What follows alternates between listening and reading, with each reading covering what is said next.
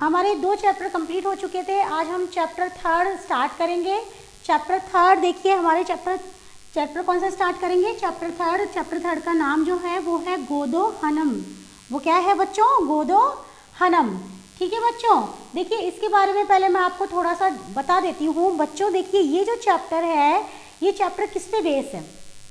इसमें एक कहानी है और इस कहानी में यह बताया गया है कि हमें कोई भी जो काम है, हमारे जो दैनिक जो कार्य है, हमें उन्हें आगे के लिए डिले नहीं करना चाहिए। कहने का क्या तात्पर्य है कि जो कार्य हमें अभी करना है वो हमें आगे के लिए उसको नहीं छोड़ देना चाहिए। जो कार्य जिस दिन का होता है वो उसी दिन ही उसका लाभ हमें प्राप्त होता है। और इसी कहानी पर ये कहानी बनाई गई है। ठीक है बच्चों, इसमें देखिए एक जो मतलब व्यक्ति होता है वो क्या सोचता है, उसकी जो वाइफ होती है, यानी उसकी जो पत्नी होती है, वो तीर्थ यात्रा पे चली जाती है। वो कहाँ चली जाती है बच्चों? तीर्थ यात्रा पे चली जाती है। तो उसे कहने वो, और जब जाती है तो वो अपने पति को कह के जाती है कि आपको डेली गाय का दूध निकालना है और उसकी देखभाल करनी है। तभी क्या होता है कि उसके जो रिश्तेदार के यहाँ से एक मैसेज आता है कि भैया ना, हमें बहुत सारा दूध, हमें 1 महीने बाद में हमारे घर में कोई प्रोग्राम है और वहाँ पे हमें इतना दूध चाहिए। अब वो सोचने लगता है कि यार अगर मैं एक दिन में तो इतना दूध होगा नहीं, तो मैं एक काम करता हूँ कि ना डेली दूध धोना, यानी मतलब दूध निकालना बंद कर देता हूँ और 1 महीने बाद में फिर मेरे साथ एक साथ दूध आ जाएगा। ठीक है ना। लेकिन जब वो लास्ट में, जब उसके पास में 1 महीना पूरा हो जाता है और वो जब दूध निकालने लगता है, तो वो जो गाय होती है वो भी उसको भूल जाती है और वो उसको क्या मार देती है? लात मार देती है और उसे इतना दूध की एक बूंद भी प्राप्त नहीं होती है। और फिर वो अपने किए पे बहुत ज़्यादा पछताता है, क्योंकि वो पूरा 1 महीना निकाल देता है और 1 महीने के अंदर वो एक बूंद दूध भी प्राप्त नहीं कर पाता है। ठीक है बच्चों, तो यहाँ पर ये थी कहानी, एक हमारी समरी। तो चलिए अब हम अपनी बुक की तरफ चलते हैं। सबसे पहले आपको अपनी बुक संस्कृत वाली ओपन करनी है। ठीक है, उस पर आपको चैप्टर नंबर 3, ठीक है, गोदो हनम निकालना है। पेज नंबर, या पेज नंबर नहीं दिया हुआ है, आप चैप्टर 3 निकाल लीजिएगा। ठीक है, उसके बाद में देखिए फर्स्ट हम चलते हैं, चंदन है फर्स्ट है हमारा मल्लिका मोदकानी रचयंती मंद स्वरेण शिव स्तुति करोति। यहाँ पे मल्लिका एक लेडी का नाम है, जो वो क्या कहती है? मोदकानी यानी लड्डू बनाती रहती है और मंद स्वर में यानी धीरे धीरे स्वर में शिव की स्तुति भी करती रहती है। धीरे धीरे मंद स्वर के अंदर शिव की स्तुति करती है। तत् प्रविशति मोदक गंधम अनुभव प्रसन्न मना। चंदन, उसी समय जो चंदन होता है वो चंदन के पति का नाम है, जो मल्लिका है वो उनकी पत्नी का नाम है। ठीक है, तो तभी जो चंदन होता है प्रसन्न मन से अंदर प्रवेश करता है और किसकी महक को सूंघता है? जो लड्डू, वो मल्लिका जो लड्डू बनाती है उसकी सुगंध को अनुभव करता हुआ वो अंदर प्रवेश करता है, प्रसन्न चित्त मन से अंदर प्रवेश करता है। तब देखिए चंदन कहता है कि आहा सुगंधस्तु मनोहर है, विलोक्य आये मोदकानी रचनते, कि आहा कितनी सुंदर मनोहर, क्या कहते हैं ना, सुगंध है इसकी। ठीक है, ये देखकर कि तो अरे वाह, तुम क्या कर रही हो? तुम तो लड्डू बना रही हो। ठीक है, प्रसन्न भूतवा, तो उसको देख के बहुत ज़्यादा खुश होता है कि अरे वाह, कि हमारी पत्नी तो क्या बना रही है? लड्डू बना रही है। फिर आस्वादियामी, तो वो तावत कि अब तो मुझे इसे क्या कर रहा है? खाने का मन कर रहा है। ठीक है, तो और मोदकम ग्रहीतुम इच्छति, और वो उसे क्या करता है? लड्डू को लेने लगता है। ठीक है, उसके बाद देखिए मल्लिका कहती है सक्रोधम, क्रोध के साथ में कहती है विरम विरम, रुक जाओ रुक जाओ। ठीक है, माँ स्पर्श, इसे छूना मत। एतानी मोदकानी, इन लड्डुओं को मत छूना। ठीक है, वो क्रोध से कहती है कि रुक जाओ, इन लड्डुओं को मत छूना। तब फिर चंदन कहता है किमर्थ कुर्दियसी, कि क्यों गुस्सा कर रही हो? ठीक है, त्वम हस्त निर्मतानि मोदकानि दृष्टवा अहम जिहा लोलुप्ताम नियंत्रियुतम अक्षम अस्मि। तो वो क्या कहता है कि तुम्हारे हाथों के द्वारा जो बनाए गए ये लड्डुओं को देखकर मेरे जो जीवा है, मतलब मेरी जो जीभ है वो ललचा जाती है, और जो मेरी जीवा है, जो जीभ है, वो अपना नियंत्रण खो देती है। कहने का मतलब वो तारीफ करता है अपनी बीवी का कि भाई तुम इतने सुंदर, मतलब इतने स्वादिष्ट लड्डू बनाती हो कि ना, जब तुम्हारे हाथों के द्वारा बनाए हुए मैं लड्डुओं को देखता हूँ तो मेरी जीभ अपने आप ही अपना नियंत्रण खो देती है। तो वो कहते किम न जानासी तुम क्या तुम यह नहीं जानती हो? तब वो मल्लिका कहती है सम्यक जानामि नाथ, कि मैं सब जानती हूँ स्वामी। कि कहते परम एतानी मोदकानी पूजनानी निमित्तानी संति, लेकिन जो ये मैंने लड्डू बनाए हैं ये पूजा के लिए बनाए हैं। किसके लिए बनाए हैं? पूजा के लिए बनाए हैं, ये तुम्हारे लिए नहीं बनाए हैं।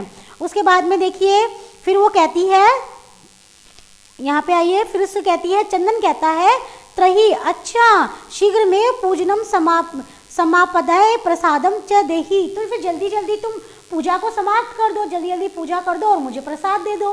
ठीक है। उसके बाद में फिर मल्लिका कहती है भो, अच्छा अत्र पूजन ना भविष्यति, कि यहाँ पर पूजा नहीं होगी। कहाँ नहीं होगी? यहाँ पर पूजा नहीं होगी। अहम स्व सखी भी है सह स्व प्रातः काशी विश्वनाथ मंदिरम प्रति गमिष्यामि। वो क्या कहती है कि मैं अपनी अहम सखी भी यानी मैं अपनी सखियों यानी सहेलियों के साथ कल प्रातः है, ठीक है, यानी कल प्रातः कल सुबह काशी विश्वनाथ मंदिर जाऊंगी। ठीक है। तत्र गंगा स्नानम धर्म यात्रांच वयम करिष्याम, वहाँ पे हम गंगा स्नान और तीर्थ यात्रा करेंगे। वहाँ पे हम क्या करेंगे? गंगा स्नान और तीर्थ यात्रा करेंगे। उसके बाद चंदन कहता है सखी भी सह न मया सह, कि अच्छा सहेलियों के साथ जाओगी, मेरे साथ नहीं जाओगी। विषाद नाट्य की, तो मतलब वो है ना ऐसे नाटक करता है ना, अप्रसन्न होने का नाटक करता है। तब मल्लिका कहती है आम, अच्छा हाँ, चंपा गौरी माया मोहिनी कपिला सभी जा रही। तो वो क्या कहती है कि जो चंपा है, गौरी है, माया है, मोहिनी है और जो कपिला है, ये सारी जो मेरी सखियां हैं ये सारी जा रही हैं। तो वो कहती है अतः मया स त्वा गमनस्य औचित्यम नास्ति, इसलिए तुम मेरे साथ में, तुम्हारा मेरे साथ में आना सही नहीं है, क्योंकि मेरे साथ में सारी लेडीज जा रही है, मेरी सखियां जा रही है, तो तुम मेरे साथ में जाकर क्या करोगे? तुम्हारा मेरे साथ में जाना उचित नहीं है। तब वह कहती है वयम सप्ताहांते प्रत्यागमिष्यामि गमिष्यामः, तब वो क्या कहती है कि मैं सप्ताह के अंत में वापस आ जाऊंगी। तावत गृह व्यवस्था, तब तक तुम घर की व्यवस्था, धेनो दुग्ध दोहन व्यवस्थांच परिपालय, तब तक तुम घर की व्यवस्था और जो हमारी गाय है उसका दूध दोहने की व्यवस्था का पालन करना, यानी तुम मेरे पीछे से घर को और गाय को और दूध को संभाल के रखना, यानी उनको सुरक्षित रखना और क्या करना? सारी व्यवस्थाओं का अच्छे से पालन करना। ठीक है। उसके बाद में देखिए नेक्स्ट वो क्या कहती है, चंदन कहता है कि अस्तु, अच्छा गच्छ, ठीक है जाओ, सखी भी सह धर्म यात्राया आनंदा च भव, कि तुम अपनी सहेलियों के साथ में धर्म यात्रा यानी तीर्थ यात्रा का आनंद लो। अहम सर्वमपि परिपालिष्यामि शिवास्ते संतु पंथान, कि मैं सारी व्यवस्थाओं का पालन कर लूँगा, यानी कि मैं सब कुछ संभाल लूँगा, तुम तो अपनी तीर्थ यात्रा पर जाओ, तुम्हारी यात्रा मंगलमय हो, तुम्हारा रास्ता आरामदायक हो। तब उमा चंदन कहता है कि मल्लिका तू धर्म यात्राएं गता, कि मल्लिका तो अब तीर्थ यात्रा पे चली गई। अस्तु, चलो दुग्ध दोहन कृत्वा, चलो मैं दूध दोहने का कार्य करता हूँ। फिर उसके बाद तत्व स प्रातर्शस्य प्रबंधम करिष्यामि, उसके बाद में सुबह का नाश्ते का प्रबंध करूँगा। ठीक है। उसी वक्त क्या होती है, उमा आ जाती है घर पे। कौन आ जाती है? उमा आ जाती है। कहती है मातुलानी, मातुलानी मामी, मामी जी।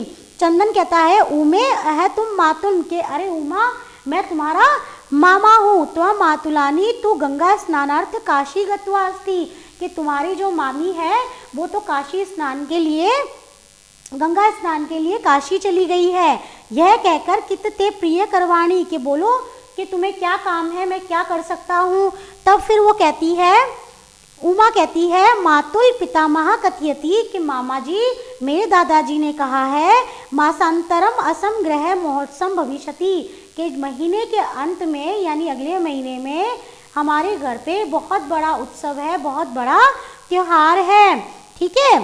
फिर उसके बाद में देखिए तत्र त्रिशत सेट कमितम दुग्धम अपेक्षिते, तब वो कहती है कि तब हमें 30 लीटर दूध की आवश्यकता पड़ेगी। तो ऐसा व्यवस्था भविधवी करणीया, इसलिए आपको इसकी व्यवस्था करनी पड़ेगी। तब चंदन कहता है प्रसन्न मन सा, यानी प्रसन्न मन से यानी खुश होकर कहता है 30 सेकट परिमितम दुग्धम, कि 30 लीटर दूध। तो शोभनम बहुत अच्छा, दुग्ध व्यवस्था भविष्यति, कि जो दूध की व्यवस्था है वो हो जाएगी। एविति पितामह प्रतित्वया व्यक्तम, तुम अपने दादाजी से कह देना दूध की व्यवस्था हो जाएगी, यानी मैं 30 लीटर दूध की व्यवस्था कर दूंगा। तब उमा कहती है धन्यवाद मातुल, के धन्यवाद मामा जी। याम धुना सा निर्गता, और ऐसा कहकर वो वहां से चली जाती है। ठीक है, उसके बाद में देखिए बच्चों, यहाँ पे मैंने आपको यहाँ तक पढ़ाया है। उसके बाद में मैं आपको एक बार इनकी संस्कृत व्याख्या और अच्छे से करा देती हूँ। ठीक है, देखिए फर्स्ट जो हमारा था चंदन, उसके बाद में देखिए मल्लिका, यहाँ पर संस्कृत व्याख्या है मल्लिका लंगकानि निर्माणम कुर्वन्ति शने शने निम्न स्वरेणे वा महेशस्य स्तुति गायति, मतलब धीरे धीरे वो क्या करती है, शिव की स्तुति गाती है। तत्पश्चात लंगुकानाम सुवास्यम अनुभव, तभी वो ना लड्डुओं की सुगंध का अनुभव करता हुआ प्रसन्न चित्त मन से, यानी प्रसन्न चित्त मन से चंदन प्रवेशम करोति, चंदन प्रवेश करता है, मल्लिका लड्डू बनाती हुई। ठीक है, ये हो गया हमारा यहाँ तक।